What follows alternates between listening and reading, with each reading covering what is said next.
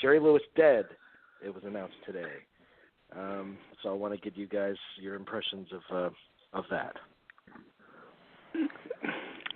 Well, I just read the Variety obituary, which led not with the good things that he had done for filmmaking, the great things, and for comedy, but really led with his reputation of the past 20 years as an irascible old man who offended people with his with certain things that he said, certain things, but.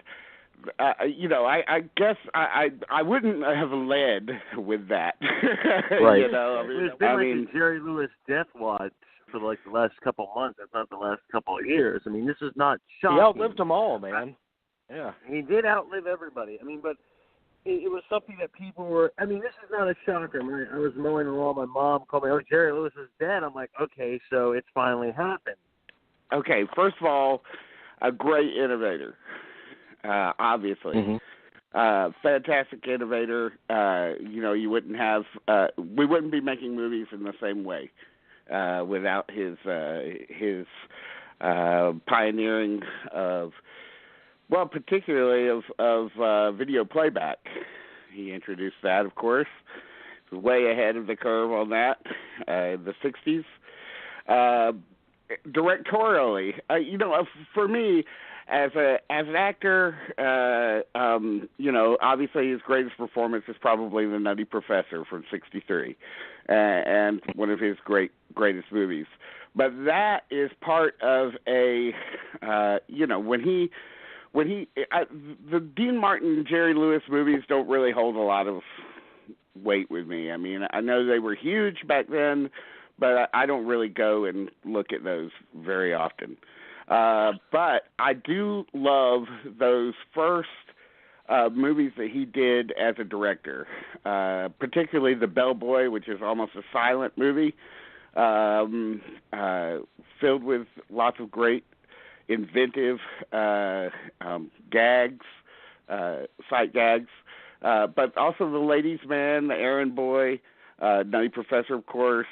And the Patsy I don't have very much affection for, but I do like a movie called The Family Jewels where he plays 8 different characters. And then after that, it's not so good. Once you get to the late 60s or 70s and into the 80s with terrible stuff like Cracking Up and Hardly Working and stuff like that. And of course, we have to talk about The Day the Clown Cried, which I guess is now on the table to be released. I suppose. Yeah. Well, there's that. I mean, let me be very honest. I mean, I wouldn't even take Jerry Lewis seriously until my friend Sean Levy wrote a book called The King of Comedy about him. Uh-huh. So, I mean, that was really my first foray to even take him seriously when I came out in 95 or 96. Because, don't get me wrong, King of Comedy, Cookie, his stint on Wise Guy. Let's not forget that. Yeah, I love his romantic stuff. Yeah. There's a lot of great acting that comes, like, starting with the King of Comedy on, that he really does a lot of great stuff, and he's in, has these, cameos in movies. That one with Johnny Depp he did. Something Arizona. He has made some really good movies from the 90s on, like late 80s, 90s. I mean, his work is just really, pretty good. I mean, you actually take him very seriously because, a lot of us, the first movie, theatrically for they came back was Hardly Working. Not something that you really want to, one way or the other, so you could take it or leave it. But, yeah. He was something that was, Jerry Lewis was, for a lot of us, was a staple growing up just because that was what was on TV. Jerry Lewis movies. I mean, there were so many of them. And also the telethon. You can't, the Labor Day telethon, I mean, that's just right. I mean, how can it be Labor Day now? Let me ask you that. How the fuck can it be Labor Day now? Well, I mean, the Labor Day telethon has holiday. been gone for a little while, so, Yeah, I mean... but how the hell can you even cancel Labor Day? Just cancel it. The hell with it. Cancel it. Everyone can go back to work on that Monday now. Yeah. I mean, that was a tremendous feature of his entire career, and the thing that actually won him the humanitarian award from the Oscars. His only win, or even anything close to an Oscar. So I mean, yeah, he did a lot of good stuff for people, and it's funny. I go back to that obituary. I did find that offensive in a big way, because I don't feel like Jerry Lewis has been besmirched forever by some of the things that he said over the past, in his older age. I don't think about any of that stuff really, even if it did offend some people, and what yes, some of the. I didn't read the Variety obituary. Well, I mean, that interview that he gave, not even a year or two ago, where he was pretty nasty. I mean, I think that's something that has.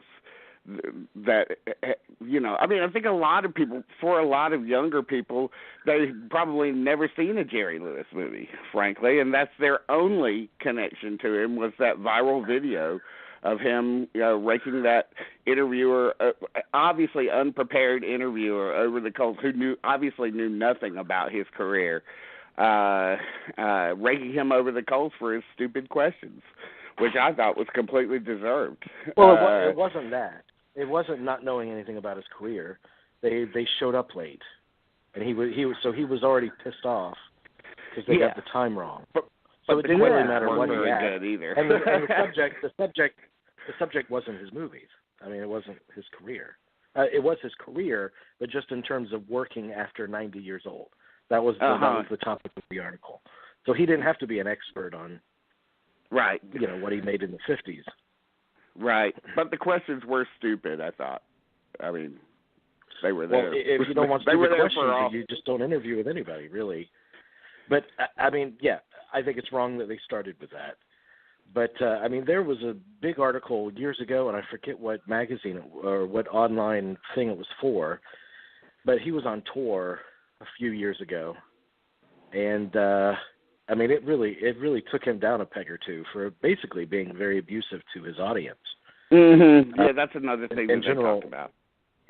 In general, like a really not kind person. Now, and then there's the controversial comments he said about, women aren't funny, which a couple of people have made that comment and been shot down for it. So in his later years, people saw him as an irascible, sexist, just typically not pleasant person. Mm-hmm. But his influence in the industry is pretty remarkable. There aren't many directors that you can point to and say they invented something that now everyone else in the film industry uses. That's true. And his work as a director, working in a genre that has never been seriously considered by, the elite critical community. He put a lot of art in those, whether it be the choreography of the comedy or the colors. He the really use used of the sound. camera. Yeah, the use of sound. The inventive quality of editing and so forth. He really enriched those first movies that he did in the 60s. Really enriched comedic filmmaking in a way that, obviously, of course he's famous for being loved by the French, but one of the reasons that the French critics loved him was because of those movies and their ability to infuse quality into the comedy genre, which is often kind of like, quality is not an issue in terms of editing or camera work or sound work or whatever. Quality often is, a secondary concern, and I think he paved the way for people like Mel Brooks to come in and further that, and then on it goes from there. Still, well, and in today, terms of his dramatic work, I think that Jerry Lewis was an all-around performer. He was an old school kind of vaudevillian. He and Dean were as big as any big modern day act that you can possibly imagine. Bigger. Their lives were changed. They did like multiple shows every day with thousands and thousands of screaming girls, and it was a big deal. The two of them as a team. Yeah, that was. It was and enormous. he went from that into filmmaking and really made an impact in that area. And then he moved into some dramatic work here and there. And in terms of his dramatic work, especially with something like King of Comedy, and he admitted this. He said, I didn't do anything in King of Comedy. I was just kind of there. And I can see that, because when Jerry Lewis gave a performance, it was all about physicality. And Scorsese, for his needs of that movie, he took all of that away. And he was like, just be, just sit there. And so people see this and they think, oh my God, what an amazing performance. And he's right. He's not really doing much physically. He's taken away all of that kind of, insanity, which I think is he's like a centered kind of calming influence in that movie, and all the madness is happening around him. Right. I think by the time we got to King of Comedy, Jerry Lewis watchers, fans, whatever you want to call them, maybe had thought that maybe Jerry Lewis couldn't turn it off. You know what I mean? He couldn't turn off the comedy, and so that was what impressed people, is that he was able to do that. It felt like a revelation, like a Jerry Lewis had never seen before. But he was. He was very thoughtful. I'm sorry. Go ahead, Jerry. You have it before.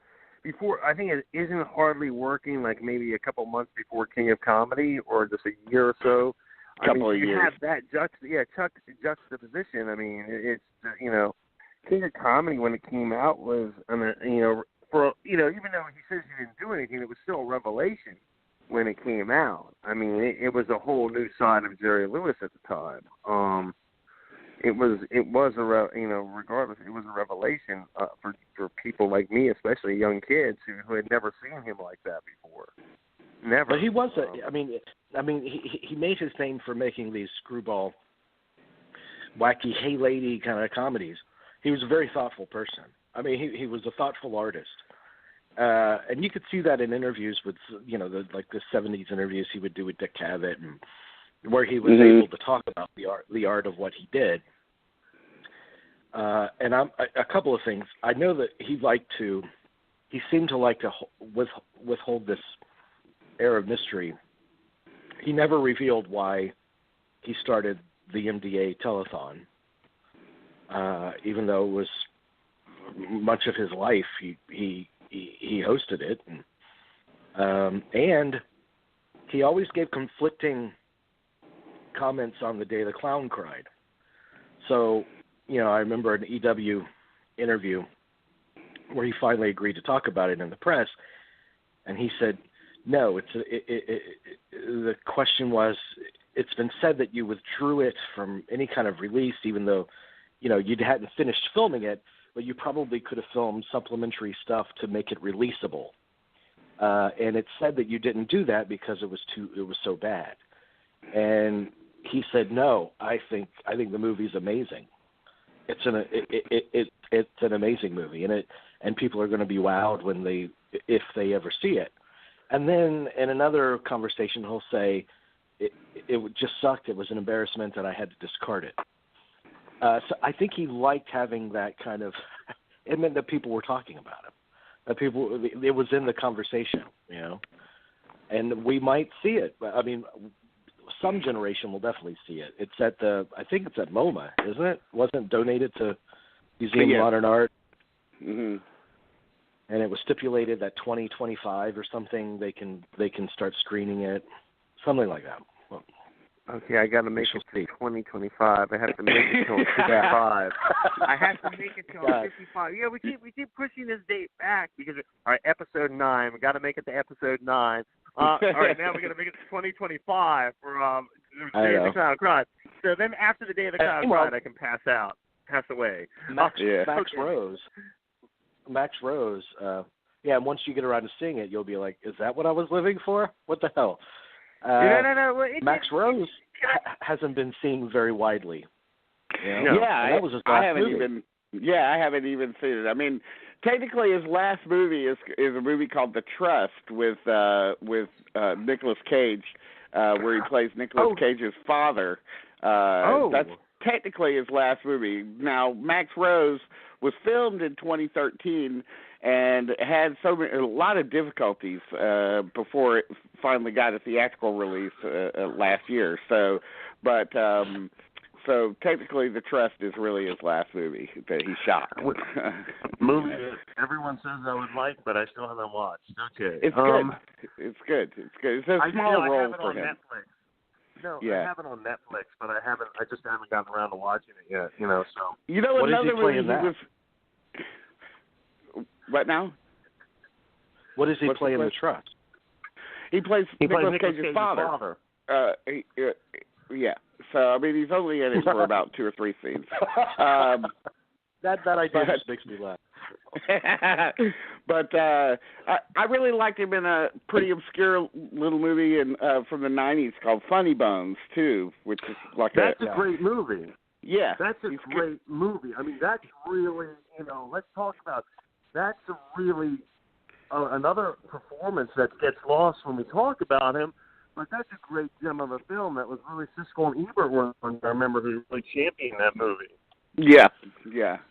It's good. It's like is it an Irish film? I think so. I think it is with Oliver. Isn't Oliver Platt in it? If I'm not mistaken, am I misremembering that? Or yes, yeah, that's him. Yeah. So I mean, an incredible career. I mean, it's really it's difficult to boil it down. It's so incredible. But the Holocaust movie, it is if it was released at the time it was made. If it was, you have to, and it still will make waves whenever it is finally seen by the masses.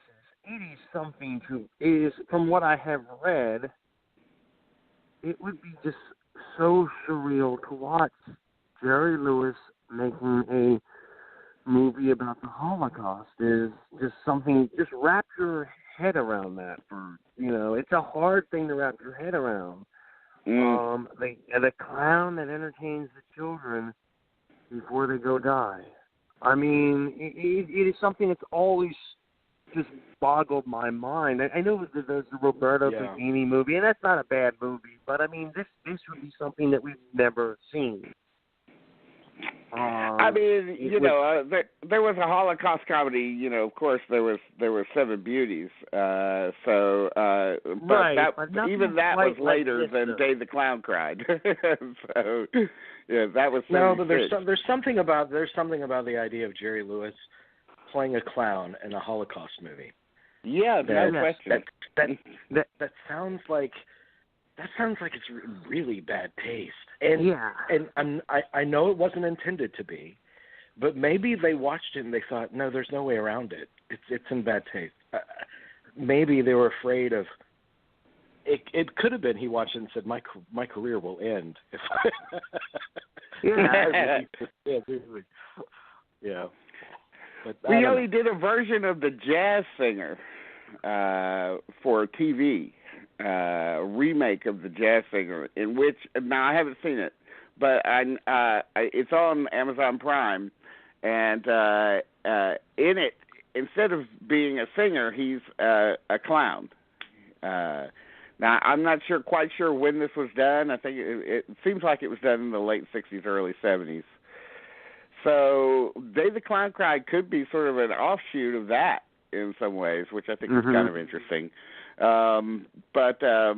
Yeah, an incredible career, an incredible innovator, and you know, he might not be your cup of tea in terms of comedy, but even if you don't think that he is your cup of tea, I would seriously urge anyone to go out and take a look at least at The Bellboy, which is a beautiful movie, beautiful black and white widescreen movie,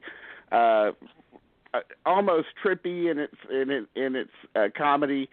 It's really, I think that's the one he really should be remembered for as a director, at least. But of course, Nutty Professor as a director and an actor, that's his greatest performance, no question. So